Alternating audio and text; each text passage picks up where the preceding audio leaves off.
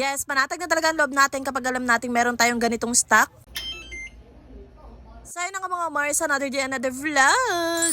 Eto nga mga Mars ko, alas 4 na nga ito ng hapon at si Jowa nga, sinundo na nga si Tantan, kaya naman oras nga para mag-asikaso na ako. And yes, ngayon ko nga lang nahugasan itong mga pinagkainan namin kaninang tanghalian dahil nga dinapuan ako ng sakit ng ulo. So syempre for the tulog nga muna ang mama nyo, pero eto at naligo na nga lang ulit ako para nga mawala na ang sakit ng ulo ko. So after ko nga magugas ng plato dyan, eto nilabas ko na nga pala yung uulamin namin ngayong gabi. At napag-decide nga ni Jowa na ang luto na nga lang na gagawin niya dito sa tilapia ay gagataan na lang niya. So noong una kasi hindi ganung plano yung luto na gagawin namin doon. Kaso nga meron pa kaming isang klase ng isda na pwede naman namin gawing sarsyado. And then after ko mailabas yon, eto na nga ang aking aasikasuhin ng isa sa makakapagpanatag sa loob ko. Yung tipong meron kami may isasaing araw-araw, umaga, gabi. Yung tipong hindi ko na nga kailangan bumili pa sa labas dahil Diyos mio, napakamahal talaga ng inaabot kapag bibili ako. Dahil nung inaayos nga itong mansyon namin mga Mars ko, hindi nga kami makapagsaing kaya naman palagi kaming bumibili at magkano talaga ang inaabot kapag ganun. Pero yun nga dahil okay na mga Mars ko, eto mag-i-stock na tayo ng bigas para nga hindi tayo mag-iisip araw-araw. So for the panatag na talaga ang kalooban kapag may mga stock kayong ganito na pwede nyo nga maluto araw-araw at hindi nga kayo magugutuman. Kaya kanina nagpabili din agad ako kay Jowa ng bigas kahit